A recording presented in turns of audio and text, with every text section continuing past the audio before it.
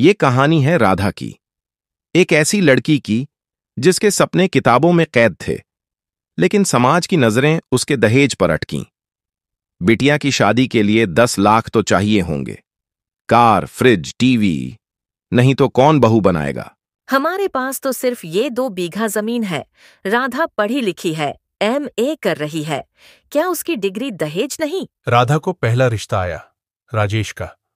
अच्छा लड़का, शहर में नौकरी, लेकिन मांग 5 लाख नकद और एक स्कूटी। लड़की सुंदर है, पढ़ी लिखी भी, लेकिन दहेज? बिना दहेज के शादी? समाज क्या कहेगा? राधा कमरे से सुनकर आंखों में आंसू, लेकिन आवाज मजबूत। माँ, मैं खुद दहेज हूँ। मेरी मेहनत, मेरे सपने, क्या ये कम है? पिता रिश्ता तोड़ देते हैं। राधा चुपचाप अपनी डायरी में लिखती है, मैं किसी की बोझ नहीं बनूंगी। दूसरा रिश्ता विक्रम का, इंजीनियर, लेकिन मांग और बड़ी। 10 लाख और फ्लैट में हिस्सा।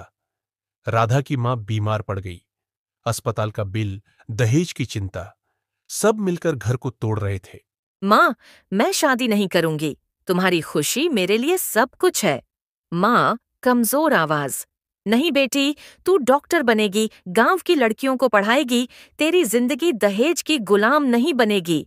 राधा शहर जाती है, स्कॉलरशिप मिलती है, वो MA पूरा करती है, फिर PhD। गांव लौटती है तो एक स्कूल खोलती है, मुफ्त शिक्षा गरीब लड़कियों के लिए। नरेटर। साल बीते, राधा अब राधा थी। उसी राजेश का परिवार फिर आया, अब बेटी की शादी के लिए, लेकिन इस बार मांग राधा के स्कूल में दान। सीन, राजेश का परिवार राधा के सामने। राजेश शर्मिंदा।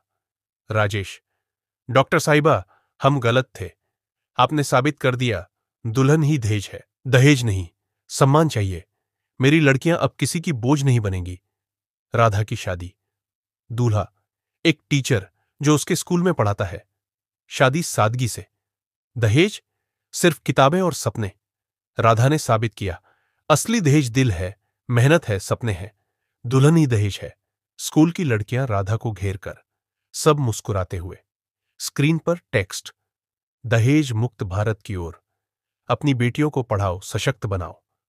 अगर ये कहानी आपको छुए तो लाइक, शेयर और सब्सक्राइब करें, क्योंकि हर राधा की आवाज बनना हमारा फर्ज है।